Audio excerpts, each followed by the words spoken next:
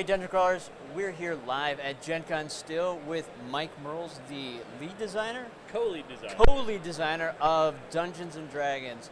And yes, the new 5th edition has rolled out. As you can see, we got the player's handbook, the monster manual's here. You can't get it yet, but you will soon. So, how's everything going so far? So far, it's going really well. Yeah. People have been really excited to start playing. Mm-hmm. Now, obviously, they haven't lost any characters yet, so no one's that grumpy about getting killed in one of our events we're running here. Yeah. But yeah, people seem to really responding to the. We try to make the game more accessible with 5th. Really focus on storytelling and role playing, and that seems to be really coming through. A lot of people, it's funny. We're getting a lot of people coming back. Like I haven't played since 2nd edition, and coming back. Yeah. So I think seems to be working out pretty well. Obviously, just the Player's Handbook is the only book that's available at the show. Monster Manual is coming out next month, then DMG in November. So we can't kind of get too far ahead of ourselves. Like, it's really not until the entire game's out that we really get a sense of where we are. But so far, so good. People seem pretty enthusiastic, really diving in. I think having the open playtest helped. People weren't really surprised by things. They're just kind of seeing how things are working together. Yeah. And then I think having the basic rules online for free helped too. A lot of people came to the show already knowing the basics, how combat works, the essence of the fighter and stuff. So I think it's been a pretty good ramp up for people either playing at the show or just kind of reacting to the game. So yeah, so far so good. Nice. I got a chance to read over the Player's Handbook, and it was really fun. So there's several things that I noticed. You guys kind of brought in the multiverse stuff that like Marvel and DC does. Kind of brilliant, but what prompted that? So one of the things we realize when we look at things like the open playtest and you talk to people, of the D&D worlds that have been published, Forgotten Realms is the most popular. But things like Greyhawk, Ravenloft, Spelljammer, Planescape, there's still good-sized contingents of DMs who use those settings. And even more DMs make up their own worlds. Yeah. So for us, it was important to think, well, if the average DM, the typical DM, is making their own setting, how does that relate to our settings? And then even within the fans of our settings, they're a pretty diverse lot. Picking one setting and saying it's the only setting, we just didn't think would work. So we put some thought into how do the settings interact, what does it mean to go to one world from another, and things like that. Because we know that's a big part of D&D's legacy is those settings and the stories and characters that they bring to the table. Nice. I do like that. So, yes, I brought notes. I like the advantages and disadvantages in this system. Really, it kind of ups the game and makes it creative in one way, because you go into a situation where you have the disadvantage and life can suck. You could be rolling that 19 and now I got a 2. Yeah. Well, what brought that into play? So a lot of it was when we would look at the open playtest and our own experiences with the game, we had this rule in designing the game. We wanted the action to push you toward the table, toward the DM and toward the other players, and not toward the rule book. Nice. So as often as possible, we wanted rules that were simple, easy to remember, and easy to use at the table. So the great thing about Advantage is, when you're posing it, you don't have to keep track of any math. You don't have to think, oh wait, did I add that in or not? It's just re-roll and take the higher or lower result, depending if you have an advantage or disadvantage. I really like the flow it brought to the table. And yeah, like you said, bringing up that creativity, getting players to really engage with the game. It's bringing it, putting the focus on the game that we're playing. So a player, when they're thinking, okay, here's this guy, he's got magic full plate, I'm going to have a really hard time hitting him, rather than going to the rule book and thinking, well, what feat or spell should I use? Thinking more like, well, wait a sec, what if we lure him into an ambush? What if I can get the high ground? What if we can knock him over? Nice. Things like that. Getting players to think of the game in terms of what's happening in a situation and not what's happening with the rules. So more going towards the telling of the story. Exactly. All right. Exactly. Nice. Okay, so the classes, I've noticed that when you look up the classes, they don't get feats now, it's features. Yep. So why that change? So we wanted the classes to be fairly straightforward in what they gave you. We wanted to be able to do, actually there's kind of an interesting thing if you look at 2-weapon fighting. In the past, if you wanted to fight with 2 weapons, you had to take feats and really try to build your character to do that. Yeah. What we decided to do was say, you know what, anyone can fight with 2 weapons. Yeah, you have to be proficient with the weapons, but you can just, if a wizard picks up 2 daggers and starts fighting, that works. You don't need to take any abilities. So the class features are really there to give you the stuff that makes you unique. Okay. The things where you can say, you know what, only a fighter does this, or only a warlock can use magic in this way. And so really emphasizing those unique features, so when you're playing a class, you kind of feel like, oh, this is the thing that I do that no one else gets to do. Whether it's a game mechanic, a special ability, or some link to the world, really emphasizing what makes the classes unique and making that the focal point of choosing a character class. Okay, nice. So let's go. So because you brought up magic, how has the magic system changed? Because before we had special powers and that really, so now it looks like we have spell slots. The Bard's actually a full-blown spellcaster now. So how is 5th edition now affected the magic? So the big change in the magic system is we've incorporated some elements of 4th edition, the idea of encounter abilities, and we've also tried to make the spell casting system more flexible.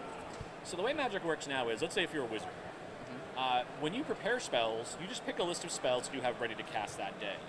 That's separate from the magical energy you use, a spell slot, to power those spells. Okay. So if I want to cast Magic Missile, I have to prepare it, and then I can spend a spell slot to cast it. It doesn't use up Magic Missile. It's still on my spell list. It just uses up the magical energy in my spell slot. Okay. And the other thing we've changed is, rather than have spells automatically increase in power as you gain in power, you have to instead use a higher level spell slot to cast a spell to gain an increased effect. Okay. And what that does is it brings a lot of balance between fighters and wizards back into play. Yeah. Because what used to happen was, as a wizard gained levels, all the wizard spells got better. Yeah. The fighter, on the other hand, you weren't necessarily inherently doing more damage with your sword or things like that. Yeah. So instead it says, well, if the wizard wants a more powerful effect, you have to spend one of your higher level spell slots, and you don't get anywhere near as many of those high level spell slots as you have in the past. Okay. Now, another thing we've introduced is many of the casters, the wizards especially, when a wizard can rest for an hour, a wizard can get back a few spell slots. So you're never really out of things. And you also have cantrips that you can cast as often as you want without running out of power. Okay. So I'm kind of incorporating some stuff from 4th and introducing some flexibility to the game system too. Now I also noticed that the wizards and spellcasters can't cast mage armor on themselves and then cast something on someone else and something on their weapon. I think that's kind of gone away. Yeah, so we've introduced a new concept, the concentration rule, yeah, which says some spells require concentration, like buffs, yeah, spells like web that can really control the battlefield. Anything that creates almost anything that creates an ongoing effect requires a caster to concentrate on. Now, when you're concentrating, you can still cast other spells, you can still attack, you can still do anything. But if you cast a second spell that requires concentration, the first spell ends. Okay. So what happens is it's harder now to stack up a lot of buffs. What would happen is maybe a caster would, I have 8 spells, I'll cast them all at once, because their power actually multiplies by using them together. So it's more getting casters to be a little more judicious or to lean on spells like Fireball and stuff like that. Okay. And again, it's another way we're bringing back the balance between fighters and wizards and other casters. Nice. All right. Moving on then. So how is multi-classing going to work in this new edition? So multi-classing is similar to how it worked in 3rd edition. Okay. Where as you're progressing in levels, you can choose to take a level in a different character class. There's 2 things that we've introduced to make it so multi-classing probably works best with 2 or maybe 3 classes rather than, I'm going to take 1 level in 8 classes.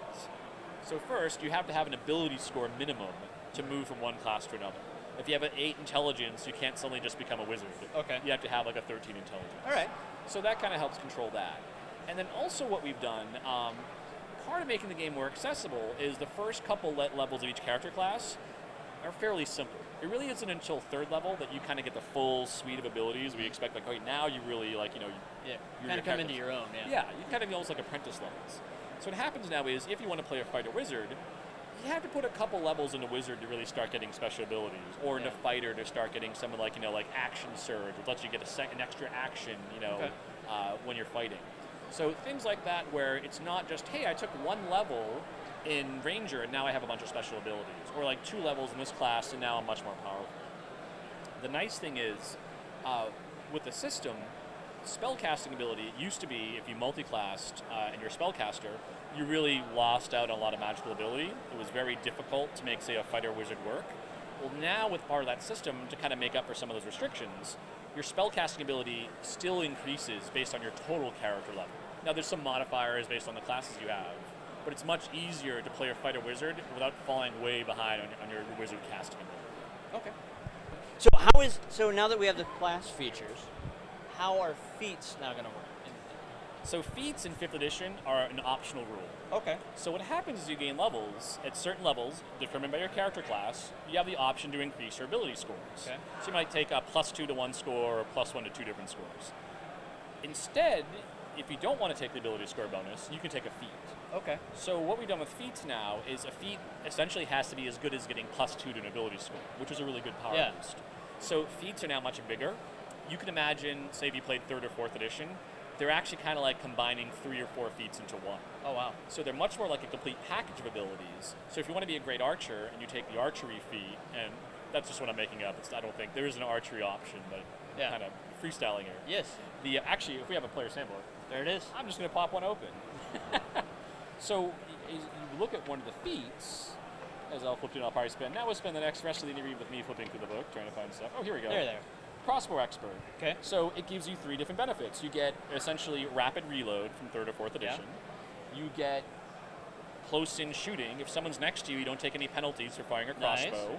And then you also get the, if you have you can basically 2-up and fight now with crossbows. Oh, wow. So all 3 things, which in the past would have been 3 separate feats, are now 1 feat. In one. Nice. Exactly. And that's part of making the game, trying to simplify the game. Mm-hmm. What we found was a lot of players that maybe didn't want to take feats. Like, look, I'm playing a wizard, I'm happy just being a wizard. I don't really want to customize my character anymore. They can just take the ability score bonuses. Yeah. For players who want to, say, customize, have kind of a specific vision of a character, or even want to play against type. Like, hey, I'm going to play a wizard, and I'm going to take the crossbow expert feat, because my wizard is a marksman, or something like that. Yeah. Adding some of that texture to the game, but not requiring it. And I think that's been kind of our philosophy with the game, is try to make the stuff you have to learn how to play, reducing that to as small a footprint as possible, but then giving advanced players a lot of options. Well, if you want to bring in an optional rule, you can add feats to your character, but the guy playing across the table who maybe wants a simpler character, he just doesn't take feats, but your characters are still equally powerful. Okay. All right. Now, how do you feel this edition is going to compare to the old ones, and why should people, that have never played or have played, move towards this one? So the big thing we tried to do is take the things from past editions that people really liked, the free-form approach of, say, 1st edition, the role-playing and world emphasis of 2nd edition, the character options of 3rd edition, the ease of DMing of 4th edition, and bring those all into 1 edition. Okay. It's almost like a Voltron kind of thing, right? The 5th edition kind of forming the head, right? Yes. Because what we've seen is everyone, almost everyone, especially in the playtest, liked different things about different editions. And what we found was, it wasn't like, oh, people who like 4th edition only like this. It was more like, hey, I like the tactical options, and I like the ease of DMing, but maybe I didn't like how long fights were. And 3rd edition players may have said, I really like being able to customize my character, but DMing is a real chore. It's really hard to balance stuff, and things can get unbalanced. It was 2nd edition, people liked the settings, but the rules were a little hard to follow, and they got kind of bloated. 1st edition, a lot of rules questions, people kind of confused, but they like the free-form approach to the game. Yeah. So really it's about taking the things that were strengths and really emphasizing those, rather than trying to say, oh, here's a weakness and let's fix that. If we just assembled the strengths, kind of Voltron-like, we get something that works together really well. So I think at the end of the day, if you've been playing 3rd or 4th edition, what 5th edition really does for you is it brings into play the character options of 3rd edition and the ability to customize if you want that. If you're not so much into character customization, you have a lot of easy options. Okay. So those 2 players can play at the table. And then for Dungeon Masters, it's kind of the same approach. In the DMG, which we're working on right now, so let's say for creating monsters, we have, if you want to go through and customize your creature and choose the hit dice and the ability scores and really get into the details and add class levels, like I want a 5th level fight troll who's a fighter, things like that, you can do that. Or if you just want to write down some numbers or take like, hey, I need a challenge rating 5 monster. Well, here's the basic template of ability scores. Here's a couple off-the-shelf abilities, kind of like in 4th edition. I can build that too. Okay. It's really about enabling all these different options. So as a player or DM, you only have to go to the a level of complexity that you want, rather than saying the system requires this level of complexity. Nice. Okay. Let's see. We're almost out. Okay. So what is one of your favorite classes? Or spell or anything that's in this game that you've designed? So I really, it's like trying to pick who's your favorite child. I know. Yeah, no. I actually, it's funny because I did a little work in the Warlock. It's probably the classes of the one I did the least design work on. But I love playing Warlocks. Okay. Because I like the flavor of the pact. So I have a character I'm playing, Tarmiel. He's a tiefling Warlock, and He's got this iron book of law, and he's Right. lawful evil, but he doesn't think of himself as lawful evil. He thinks of himself as being lawful right. Yeah. So it's really fun playing up the pact I have and how that magic is different from other characters. Okay. So I'd say right now Warlock's probably my favorite class. Nice. The probably the individual mechanic I like the most is rogues now get a bonus action at 2nd level. So every round on your turn, you get a bonus action you can use to disengage, which basically lets you move without provoking opportunity Yeah. attacks. You can hide, and depending on your subclass you choose for rogue, you get a couple other options. And that's really fun because I think it does a good job of capturing rogues being really slippery and tricky. You never Now- quite know what a rogue Now that is. you bring up the rogue, there's a rogue class that can spell steel or spells. Yep. How is that possible? So one of the things we do is in each character class, somewhere between 1st and 3rd level, you pick what is essentially your specialty. So for a cleric, it might be your domain, like what god you worship. Yeah. For a wizard, it might be your school of magic. For the rogue, you basically pick your rogue scheme. You can choose to be a thief, you can choose to be an assassin, or you can choose to be a spell. I think it's arcane trickster. Yeah, it's a spellcaster. So what happens is you have a number of class features that get swapped out depending on what path you choose. Okay. And so all we had to do from a design standpoint is say, hey, these class features are pretty beefy. They're important because they kind of really define your character. What are those worth in terms of spellcasting? So if you choose the arcane trickster path, where the rogue or maybe the assassin is getting kind of like the stealth and disguise and poison abilities, you're just getting spellcasting both like added in directly into the character class. The fighter has Eldritch Knight option, which is basically a warrior mage built right in. So it gave us a lot of flexibility by breaking the classes out, by kind of grouping the features together. You can take out an entire group of things and replace it with something that's very different in feel, but it's still balanced within the class, and you're still a member of that class. Okay. So now that we have 5th edition out, the player's handbook's out, monster manual's coming soon, the DMG guide, where's the next step? Because you don't want to come out with another edition 2-3 years from now. So what's the next step? So one of the things we're doing is here at Gen Con we're launching the Tyranny of Dragons storyline. So we're emphasizing much more going forward, storylines, campaigns, really the stuff that DMs can run, adventures. Okay. And not just adventures but complete campaigns. Yes. So what I think you'll see us doing in the future is rather than having, say, a generic book of fighter abilities, let's say if we're doing, let's say an example campaign. If we're doing, say, remember the Night Below from 2nd edition? Yes. If we're going to redo that, rather than have a generic player book, we might do like a player's guide to the Night Below campaign. Okay. It might have things like, oh, here's the rules if you want to play a deep gnome character. Any campaign can use that, but this is actually a really good choice to make if you're playing Night Below, because deep gnomes are part of the story, the Zerf Neblin, and there's all the character and story hooks. We can really, rather than just create feats for the sake of creating feats, we're creating character options that speak really well to that specific campaign. Nice. So we're really trying to avoid the bloat that can develop in a D&D edition as things go on. We're really looking at those two, like the player book and the DM book, as a pair that work together. Now, if you're a kit basher, you're a homebrew DM, you can loot both of those books for parts. But the idea is we can tell people, like, hey, this is the player's companion to this campaign. For homebrew DMs, we've been talking about things of saying, look, we actually don't really expect you to use more than 1 or 2 supplements at once. Because in a lot of ways, from a game development standpoint, you look at games like Magic the Gathering, any collectible games, they have what's called set rotation, where they know if they were to say, hey, look, the past 20 years of Magic, you can use any card in an official tournament. It's really hard for new players to get in. They can't buy the old cards. It's so many cards to track that balancing them all is impossible. So they just try to focus on one segment at a time. And so we're kind of taking a similar approach, saying, look, think of it in terms of when you're building your campaign.